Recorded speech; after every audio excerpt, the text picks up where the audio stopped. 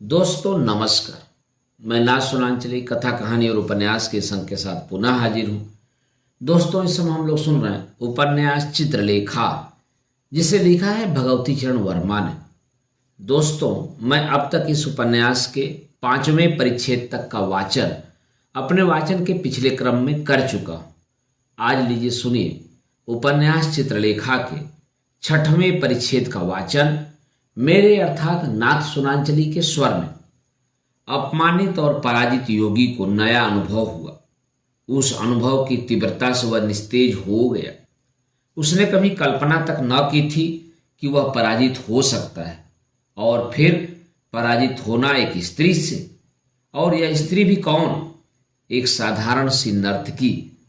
कुमारगिरी के हृदय में एक हलचल उत्पन्न हो गई। उसने परिस्थितियों का विश्लेषण किया। विजयी होकर भी वह पराजित हो गया। उसने विजय पाई थी महाराज चंद्रगुप्त के विशाल साम्राज्य के चुने चुने विद्वानों पर।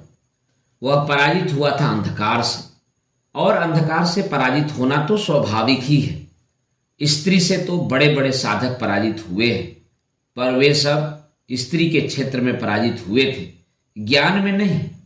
कुमारगिरी की परिस्थिति विचित्र थी।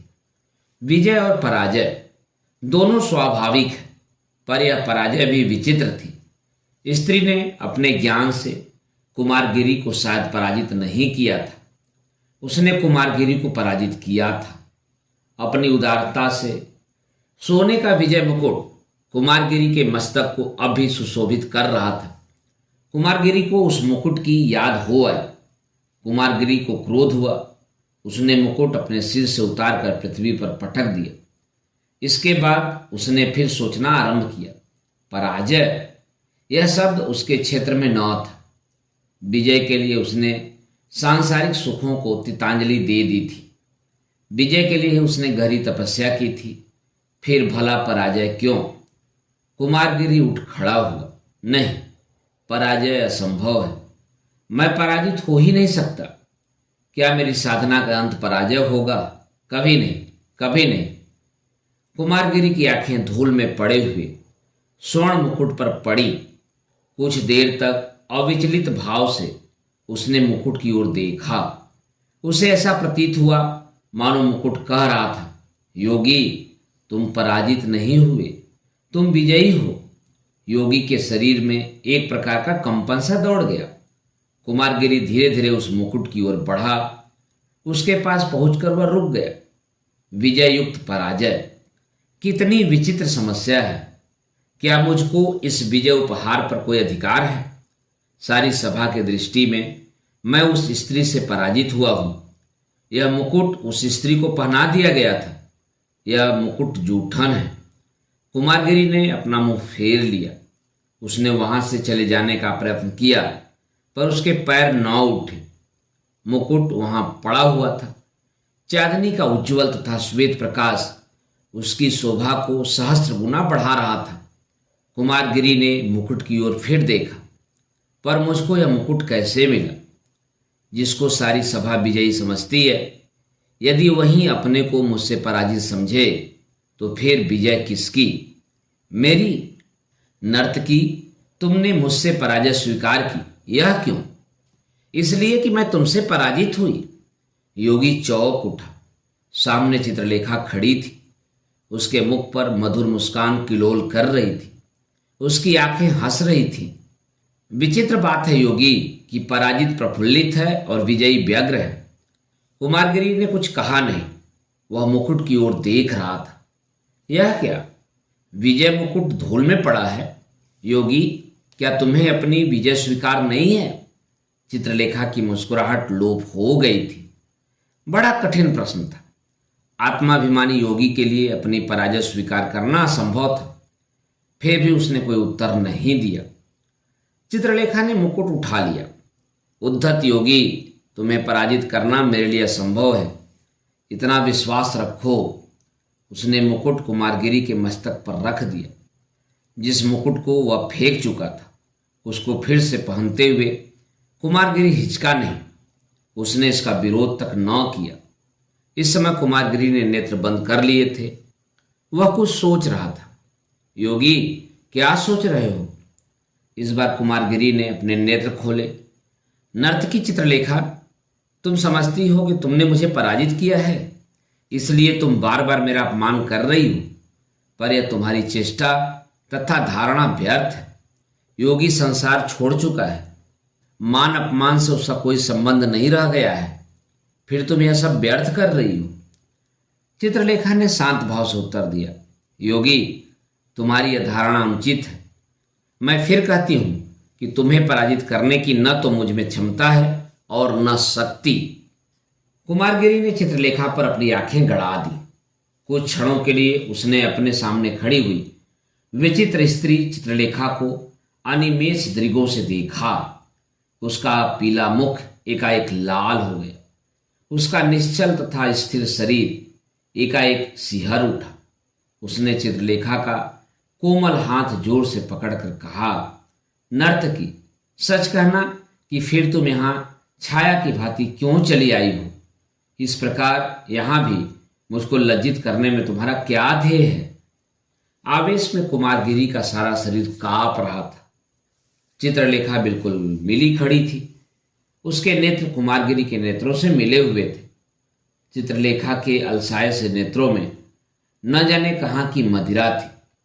मुस्कुराते हुए उसने उत्तर दिया, मैं आई हूं अपने ऊपर विजय पाने वाले से दीक्षित होने के लिए। सौरभ से भरा मधुमास था, कंपन से भरा मलय था। चांदनी हंस रही थी, तारकावली मुस्कुरा रही थी। निर्जन प्रदेश में और रात्रि के गहरे सन्नाटे में योगी कुमारगिरी के सामने नर्तकी चित्रलेखा खड़ी थी। कुमारगिरी का आवेश लोप हो गया। वह सहम कर कुछ पीछे हट गई।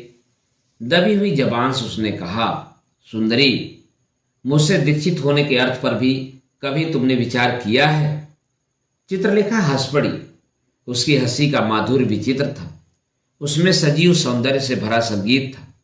हाँ, एक बार नहीं, अनेक बार। कुमारगिरी ने असाधारण सुंदरी चित्रलेखा से अपनी आंखें हटा ली। नहीं, तुम मेरा प्रयोजन नहीं समझी। मेरी दीक्षा का अर्थ है संसार के समस्त भोग विलास तथा वासनाओं को सदा के लिए तितांजलि दे देना। जिस अकर्मण्यता से तुम घृणा करती हो, उसी अकर्मण्यता को अपनाना।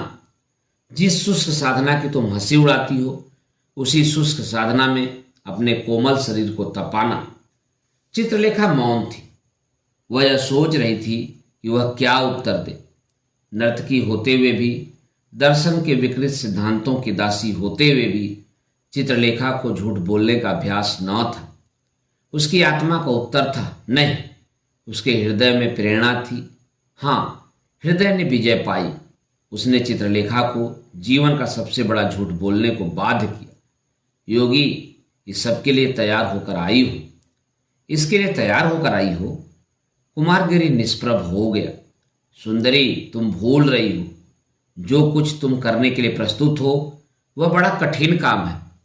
प्रत्येक व्यक्ति यह नहीं कर सकता।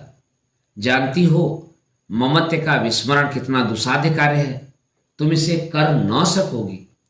चित्रलेखा गंभीर हो गई। ठीक कहते हो योगी, यह कठिन अवश्य है, पर असंभव नहीं है। योगी कुमारगिरी ने एक बार सिर से पैर तक चित्रलेखा को देखा। चित्रलेखा के वस्त्र शरीर पर वही थे जो वह नृत्य के समय पहने हुए थी। वही सौंदर्य और वही मादकता। चित्रलेखा की आंखों में आकर्षण था और उल्लास था। कुमारगिरी ने मन ही मन कहा, यह स्त्री असाधारण सुंदरी है। आज तक कुमारगिरी ने सौंदर्य की ओर ध्यान न दिया था। प्रेम और वासना का क्षेत्र उसके लिए न था। उस सौंदर्य से योगी के हृदय में एक हल्का सा कंपन हुआ। प्रथम बार योगी ने इस कंपन से युक्त सांसारिक सुख का अनुभव किया। वह सुख कितना विचित्र था। उसने कहा, सुंदरी चित्रलेखा, तुम्हें दीक्षा देना कहाँ तक उचित है, इस पर विचार करना होगा। मैं अभी कुछ नहीं कह सकता। अभी तक तुम कुछ नहीं कर सकते योगी? चित्रलेखा ने कुमारगिरी के शब्द दोहराए। क्यों? क्या तुम्हें मुझ पर विश्वास नहीं, या तुम्हें अपने पर विश्वास नहीं है? योगी, यह याद रखना, मुझे दीक्षा देने या न देने का अर्थ तुम्हारे लिए चाहे कुछ भी हो, पर मेरे लिए यह जीवन मृत्यु की समस्या है और इस दृष्टि से तुम्हारा बड़ा उत्तरदायित्व है। यदि किसी के पास जल है और वह व्यक्ति पिपासाकुलित अतिथि को जल देने से इनकार कर उसे प्यास से तड़प तड़प कर मरते देखता है, तो यह समझ रखना वह बहुत बड़े पाप का भागी होता है। उसकी आत्मा को सुख मिलना असंभव है। इस उत्तर से कुमारगिरी सहम उठे। सुंदरी, तुमसे सारी बातें स्पष्ट रूप से कह दो। तुम्हें दीक्षा देने में मुझे इसलिए संकोच होता है कि तुम में दर्शन के विकृत सिद्धांतों ने जड़ जमा रखी है। उन सिद्धांतों के साथ तर्क है और उन सिद्धांतों पर विश्वास करने वाले व्यक्ति में प्रभाव। मैं डरता हूं कि कहीं उन सिद्धांतों को तुमसे निकालने की जगह मैं ही न उसमें फंस जाऊं। नहीं, यह नहीं। कुमारगिरी रुक गया। अपनी मानसिक दुर्बलता को उसने पहली बार अनुभव किया था और अनजाने में प्रकट भी कर दिया था। दुर्भाग्यवश उसने इस दुर्बलता को प्रकट किया एक नर्तकी के सामने। कुमारगिरी को अपने ऊपर क्रोध हुआ। उसका शांत मुख उद्विग्नता से लाल हो गया। सुंदरी, मैंने जो कुछ कहा उसमें कोई प्रयोजन नहीं। अब तुमसे मेरी केवल इतनी प्रार्थना है कि तुम यहां से चली जाओ। मुझे समय दो कि मैं परिस्थितियों पर विचार करूं। बहुत अच्छा योगी, यदि तुम्हें मेरी उपस्थिति से कुछ दुख होता है तो मेरा यहां से चले जाना ही उचित होगा। तुम समझते हो कि जो स्त्री तुम्हारे सामने खड़ी है वह अंधकार है, माया है। तुम्हें मेरे विकृत सिद्धांतों से भय होता है, पर यह तुम्हारी धारणा निर्मूल है। जिस समय मैं तुमसे दीक्षा लेने चली थी उस समय मैंने अपने विश्वासों को, भावनाओं को तथा संस्कारों को कृतांजलि दे दी थी। और रही स्त्री के अंधकार तथा माया होने की बात, योगी, वहां भी तुम भूलते हो। स्त्री शक्ति है, वह सृष्टि है यदि उसे संचालित करने वाला व्यक्ति योग्य है। वह विनाश है यदि उसे संचालित करने वाला व्यक्ति अयोग्य है। इसलिए जो मनुष्य स्त्री से भय खाता है या तो वह अयोग्य है या कायर है। अयोग्य और कायर दोनों ही व्यक्ति अपूर्ण हैं। चित्रलेखा वहां से चल दी। कुछ दूर जाकर वह रुकी। कुमारगिरी की दृष्टि शून्य में गड़ी हुई थी। चित्रलेखा ने कहा, हाँ, एक बात कहना मैं भूल गई थी। वह यह है कि मैं तुम्हारे यहां कल फिर आऊंगी। तुम्हें विचार करने का यथेष्ट समय दे रही हूं। यदि मुझे दीक्षा देना उचित समझना तो कल बतला देना। अच्छा, श्री चरणों को दासी का प्रणाम। कुमारगिरी ने चित्रलेखा को जाते देखा। वह एकाएक चौंक उठा। चित्रलेखा के स्वर का संगीत उसके कानों में गूंज रहा था। उसके सौंदर्य की आभा उसकी आंखों के सामने नाच रही थी। वह उस अतृप्त शराबी की भांति चित्रलेखा को देख रहा था, जिसको संज्ञाहीन हो जाने का भय हो और जिसके सामने सुगंधित मदिरा बह बहकर धूल में मिली जा रही हो। कुमारगिरी के लिए अपने को रोकना असंभव हो गया। उसने चित्रलेखा को पुकारा, सुंदरी, ठहरो। कुमारगिरी की आंखें झुक गईं। उसकी आत्मा ने हृदय की उच्छृंखलता का विरोध तो अवश्य किया, पर हृदय ने यह कहकर मुझे इस स्त्री की बातों का उत्तर देकर अपनी स्थिति को स्पष्ट कर देना आवश्यक है, आत्मा की भर्त्सना को टाल दिया। चित्रलेखा लौट आई। उसके मुख पर मुस्कान थी और हृदय में कंपन था। योगी, तुमने शायद अपनी भूल समझ ली। बोलो, क्या कहते हो? कुमारगिरी ने कोई उत्तर न दिया। वह उस चांदनी में चित्रलेखा के सौंदर्य को निरख रहा था। उसने चित्रलेखा का श्रृंगार देखा और श्रृंगार भार से पुलकित सौंदर्य देखा। उसने मदिरा देखी और मादकता देखी। उसने इच्छा का अनुभव किया और इच्छा की मनोहरता का भी अनुभव किया। एकाएक उसके हृदय में यह प्रश्न उठा, स्त्री क्या है और सौंदर्य क्या है? भगवान ने इन चीजों की रचना क्यों की है? प्रश्न अनुचित था। वर्षों की चिर संचित विचारधारा ने कहा, क्या मैं अपने मार्ग से विचलित हो रहा हूं? भरपूर प्रयत्न करके उसने एकदम ही इस विचारावली को दबा दिया। सुंदरी, किस भूल की ओर तुमने संकेत किया था? अपनी जान में मैंने कोई भूल ही नहीं की। प्रतिवाद करना उचित न था। देव, क्षमा करना। जिसको मैं गुरु बनाने आई हूं वह भूल नहीं कर सकता। मैं अपने शब्दों पर क्षमा चाहती हूं। हाँ, अभी तुमने पूछा था कि मैं तुमसे क्या कहना चाहता हूं, और शायद तुम यह भी पूछो कि मैंने तुमको क्यों बुलाया था। मैं स्वयं ही नहीं जानता कि कि मैंने यह सब क्यों किया। निश्चय ही मैंने इस बार एक बड़ी भूल की थी। फिर भी जब मैंने तुमको बुला ही लिया है तो एक बात कह दूं, वह यह है, मैं तुमको दीक्षा देने में असमर्थ हूं। असमर्थ ही नहीं, वरन यह काम मेरे लिए असंभव है। तुम्हें दीक्षा देने का अर्थ होगा शायद तुमसे स्वयं ही दीक्षित होना, और उसके लिए मैं तैयार नहीं। कुमारगिरी की आंखें अस्ताचल पर जाते हुए चंद्रमा पर पड़ी थी। चित्रलेखा गंभीर थी। उसके मुख पर निराशा का पीलापन था। उसके नेत्रों में करुणा की छाया थी। धीरे से उसने कहा, देव, तुमने जो भूल की उसका तुमसे अधिक दुख मुझको है। क्या करूं? तुम्हारी असमर्थता का मेरे जीवन पर कैसा प्रभाव पड़ेगा यह मैं ठीक तरह से नहीं कह सकती, पर इतना निश्चय है कि तुमने मेरे जीवन को बहुत अधिक प्रभावित कर दिया है। अभी तक आशा थी, मैं जा रही थी भविष्य के आधार पर, यह सोचते हुए कि शायद तुम मुझे दीक्षा दे दो, पर अब वह आशा भी लोप हो गई। तुम्हारे मतानुसार मेरा जीवन अंधकारमय है। मैं तुम्हारे प्रकाश को देखना चाहती हूं। चाह पूरी नहीं हो सकती, पर इसके लिए मैं तुम्हें दोष न दूंगी। मैं दोष दूंगी अपने भाग्य को। इतना कहकर चित्रलेखा योगी कुमारगिरी की ओर निकट चली गई। योगी निस्तब्ध खड़ा था। चित्रलेखा ने उसके हाथ पकड़ लिए। योगी ने एक विचित्र कंपन का अनुभव किया, पर इस कंपन में सुख था, उल्लास था। हाँ, मेरा और तुम्हारा साथ शायद असंभव ही है। मैं स्त्री हूं और तुम पुरुष। मैं नर्तकी हूं और तुम योगी। मेरा क्षेत्र है वासना और तुम्हारा क्षेत्र है साधना। दोनों में प्रतिद्वंदिता है। तुम मेरे जीवन में बवंडर की भांति आकर निकल जाते हो, ठीक ही है। प्रयत्न करूंगी कि भविष्य में मैं तुमसे न मिल सकूं, पर इसके पहले कि हम दोनों पृथक हों, योगी, मैं तुम्हारे पैरों की धूल अपने मस्तक पर चढ़ाना चाहती हूं। चित्रलेखा कुमारगिरी के पैरों पर गिर पड़ी। कुमारगिरी का हृदय धड़क रहा था। चित्रलेखा को पैरों पर गिरा हुआ देखकर वह चौंक सा उठा। उसने चित्रलेखा को उठा लिया। ऐसा करने में योगी के हाथ चित्रलेखा के उरोजों से स्पर्श कर गए। चित्रलेखा आनंद से पुलकित हो उठी। योगी के लिए इस स्पर्श का कोई महत्व न था। साधारण रूप से अनजाने उसे ऐसा हो गया था। विचारधारा दूसरी ओर केंद्रीभूत होने के कारण उसने इस पर ध्यान न दिया था, पर चित्रलेखा इसका कुछ दूसरा ही अर्थ समझी। तुम मेरे चरण क्यों छू रही हो सुंदरी? चित्रलेखा कुमारगिरी से मिली हुई खड़ी थी। उसने अपना मुख कुमारगिरी के मुख के पास ले जाकर कहा, तुम मेरे आराध्य देव हो। कुमारगिरी की आंखें चित्रलेखा की आंखों से मिल गई। चित्रलेखा की आंखों की मादकता का प्रभाव कुमारगिरी की आंखों पर भी पड़ रहा था। चित्रलेखा ने अपना मुख थोड़ा सा और बढ़ाया। कुमारगिरी ने अपना मुख हटाया नहीं। उसका भी श्वास गर्म हो गया था। उसका सारा शरीर कांपने लगा था।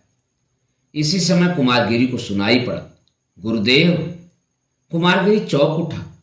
वह इस प्रकार से चित्रलेखा के पास से हट गया जिस प्रकार वह मनुष्य चौंक कर हटता है, जो सर्पणी के पास तक उसे बिना देखे हुए पहुंच जाता है, और उसी समय जब सर्पिणी उसे डसना चाहती है, कोई दूर पर खड़ा हुआ व्यक्ति उसे सचेत कर देता है। सामने विशालदेव खड़ा था। विशालदेव को देखकर कुमारगिरी लज्जा से मानो धूल में गड़ गया। वह आज पराजित हुआ था नर्तकी से, अपने शिष्य के ही सामने, और चित्रलेखा को विशालदेव पर क्रोध हुआ। विशालदेव को इस अवसर पर आने का अधिकार न था। वह उस सर्पिणी की भांति फुफकार कर विशालदेव की ओर मुड़ी, जो संयोग के समय मनुष्य के सामने आते ही उस मनुष्य पर टूट पड़ती है। युवा, तुम कौन हो और यहां इस समय क्यों आए? चित्रलेखा का स्वर तीव्र हो गया था। मैं गुरुदेव का शिष्य हूं, और इतनी अधिक रात्रि बीतने पर भी गुरुदेव के न लौटने के कारण मैं उन्हें ढूंढने चला आया था। चित्रलेखा ने धीरे से कहा, हाय रे भाग्य। इसके बाद उसने कुमारगिरी से कहा, अच्छा, अब जाती हूं गुरुदेव, पर इतना ध्यान में रखना कि मैं तुमसे दीक्षा लेना चाहती हूं और तुमको मुझे दीक्षा देनी ही होगी। चित्रलेखा के मृदुल गंभीर स्वर में आज्ञा देने वाली स्वामिनी का गुरुत्व था। मैं जनरों से निकलकर एकांत में आना चाहती हूँ। माया को छोड़कर मैं ब्रह्म में लिप्त होना चाहती हूँ। तुम्हें समय दे रही हूं गुरुदेव कि इस प्रश्न पर विचार करो। तुम मनुष्य से ऊपर हो, मुझसे डरने का कोई कारण नहीं। तुमने वासनाओं पर विजय पा ली है नाथ, इसी से मैं तुमसे प्रार्थना करती हूं। अच्छा, श्री चरणों को दासी का प्रणाम। इतना कहकर चित्रलेखा वहां से चली गई। कुमारगिरी ने विशाल देव का हाथ जोर से पकड़कर कहा, तुम मूर्ख।